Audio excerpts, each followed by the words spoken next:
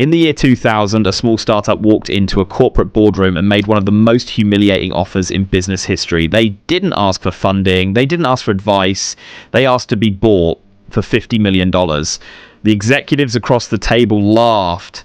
That startup was Netflix. The company laughing was Blockbuster. 20 years later, one of these companies reshaped global entertainment. The other no longer exists. And the reason why has almost nothing to do with technology. Before Netflix, renting a movie was frustrating. You didn't simply choose what you wanted to watch. You drove to a store, walked through aisles, found the movie was already gone, so you settled for something worse. And then there was the real problem. Late fees. Blockbuster didn't hide this. Late fees weren't an accident. They were a feature. By the late 1990s, Blockbuster had over 9,000 stores and millions of customers every week. A huge portion of their profit came from people forgetting to return movies on time. Customers hated it, but they had no alternative. This matters because Netflix didn't enter a competitive market. They entered a trapped one. In 1997, a software executive named Reed Hastings rented the movie Apollo 13. He returned it late. The fee was $40. $40 didn't ruin him, but it annoyed him, and annoyance is dangerous because annoyance leads to one question. Why does this exist? Hastings didn't ask, how can I make late fees smaller? He asked something more radical. Why punish customers at all? The idea was simple. Movies mailed to your home, a flat monthly fee, no due dates, no penalties. Customers loved it. The business didn't. Here's the part most stories skip. Netflix was losing money. Every DVD had to be shipped. Many were damaged. Postage was expensive. Customer acquisition was brutal. Streaming wasn't an option yet. The internet was slow, unreliable, and expensive.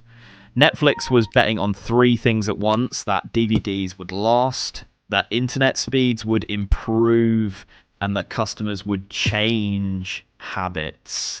That wasn't confidence, that was risk. So Reed Hastings made a logical decision. He went to Blockbuster. Netflix didn't walk in acting like a disruptor. They were humble. Their pitch was simple: buy Netflix for $50 million and we'll run your online business for you. To Netflix, this was survival. To Blockbuster, it was a joke. From Blockbuster's perspective, Netflix was tiny, unprofitable, unknown, and threatening their most valuable revenue stream. Why buy something that attacks your own business model?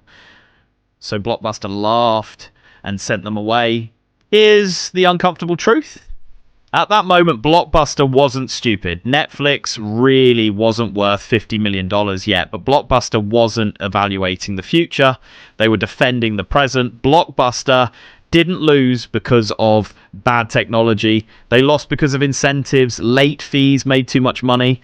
To copy Netflix would mean killing late fees. That would reduce short-term profit, anger shareholders, and admit customers hated the system. Public companies struggle with that. Netflix didn't, because Netflix had nothing to protect. That freedom mattered. It allowed Netflix to do something radical. They killed their own DVD business on purpose before anyone else could. As broadband spread, Netflix was ready. They didn't wait for DVDs to decline. They forced the decline. Blockbuster tried to react, but now they were trapped. Removing late fees destroyed their margins and didn't bring customers back. They were too late and too slow.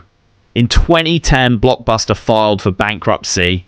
Netflix was just getting started, and this isn't a story about intelligence, it's a story about attachment. Blockbuster was attached to what made them rich. Netflix wasn't. Netflix survived because they were willing to look wrong early, to sacrifice certainty, to destroy their own success. The biggest threat to your future is often the thing paying you today. Netflix understood that. Blockbuster didn't. And that difference turned $50 million into $100 billion.